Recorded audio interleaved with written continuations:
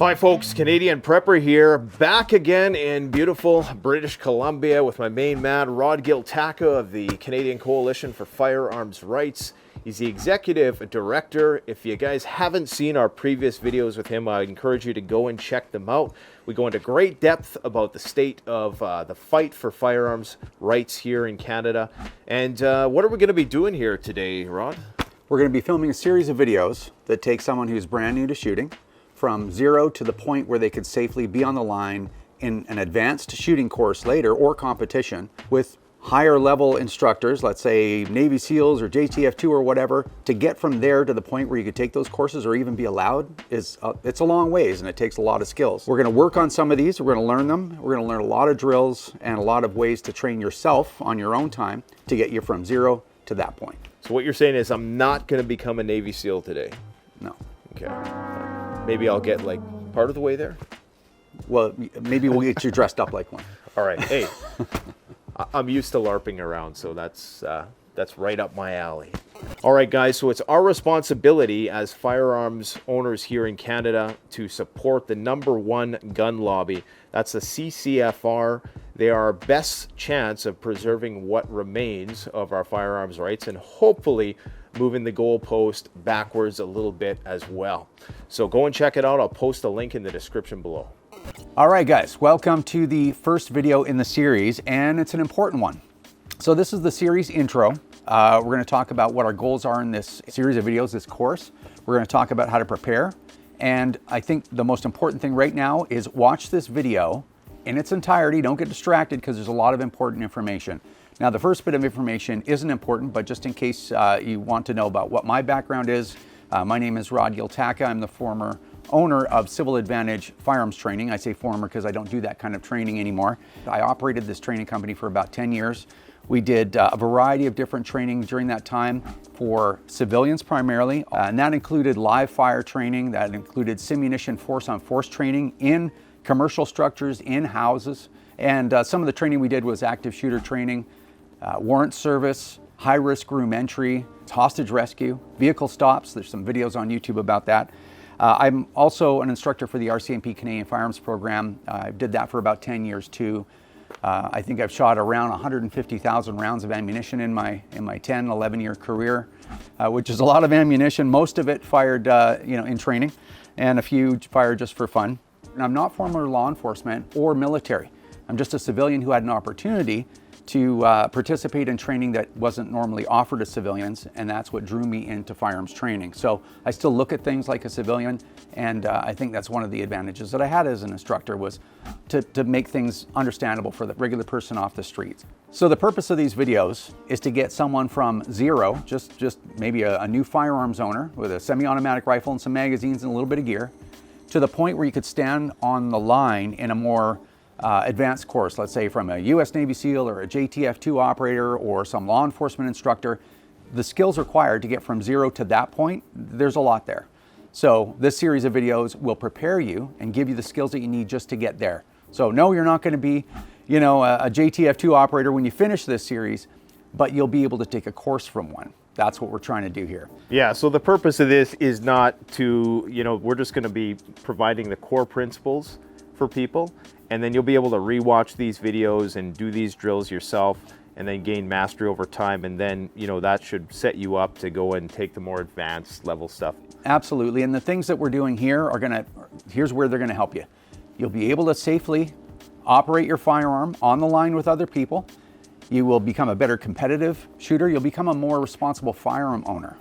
Your safety will be impeccable if you can get all the way through the series of videos that we're talking about and do things confidently. So there's a lot in it for you. There's a lot in it for responsible firearm ownership.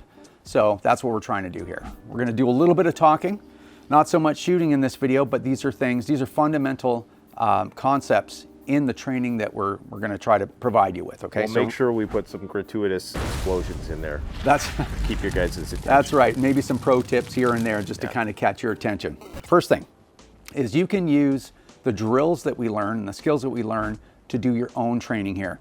You can also use this training, even if you're an experienced shooter, as run-up training if you're going to take a course, or you're, say, in the military and you're going to be deployed, or you're law enforcement and you want to stay current, right? There's something in this for everybody. Now, You'll get a lot of training if you can partner up with someone.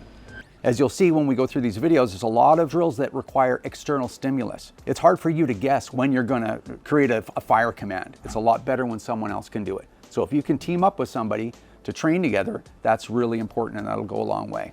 Next, the majority of what you're going to learn is applicable to handguns and shotguns, but shotguns are a little bit more complicated, the way that they're loaded and the range and all the rest of that stuff, but you can do all that stuff. As far as training with firearms and ammunition, it's expensive, right? All of us normal people got to pay for the ammunition. So there are a lot of these drills that you could do with airsoft or with pellet guns. That's a way that you can save a little bit of money and make it a little bit more practical for you. And you won't need an approved shooting range to do these things either. Next, very important, when it comes to taking courses, if you've taken a lot of courses and you're in the comment section, different people do things different ways. I've taken courses from JTF2, I've taken courses from elite law enforcement, I've taken courses from Navy SEALs, and lots of other special operations type people. And you know what? They all do things a little bit differently. So when it comes to being in the comments and sharing your experience, just like what we're doing today, we're just offering a few things that I picked up along the way. This is not the way to do things in every instance, but when it comes to taking courses past this, if you go and you learn something here or you learn something in other courses and you go to another course where you have an elite trainer, it's not up to you to tell the elite trainer what they should be doing. Just listen to the instruction that you have, and then you decide whether you think that that's the right thing to do in different situations. It's the right thing to shoulder your rifle, or it's the right way to shoot from a different position. Just listen to what everyone has to say and then figure out what works for you. And lastly, the drills that you're going to learn through this series of videos, you don't have to do them exactly the way that we're doing them. Understand the concepts, what we're trying to do, and then you can make up your own drills or incorporate some of the things that we've shown you here and incorporate a few things of your own. So really important. There's no rigid structure here, but you got to figure out what we're doing and why we're doing it. It's a lot like a martial art, you know. I mean, you're training for random situations, but you're doing these drills that are maybe slightly repetitive, and it's like Daniel's son, you know, wax on, wax off. Why the hell am I doing this, right? Well, it's hopefully going to have some cross-training benefits in terms of a real-world application. Well, and if Mr. Miyagi would have explained to Danielson why he was doing those things, that would have stopped a lot of the questions. Exactly. Right? And he would have focused on his training because he knew why he was doing it. Now, the next couple of videos are going to be very just explanations. They're not going to be a lot of shooting, but they're extremely important because when someone asks you to do something, a drill, you have to know why you're doing it.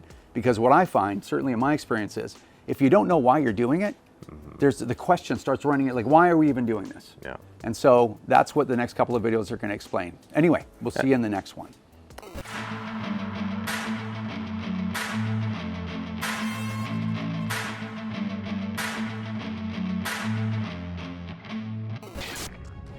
The best way to support this channel is to support yourself by gearing up at CanadianPreparedness.com, where you'll find high-quality survival gear at the best prices, no junk, and no gimmicks. Use discount code PREPPINGGEAR for 10% off. Don't forget, the strong survive, but the prepared thrive. Stay safe.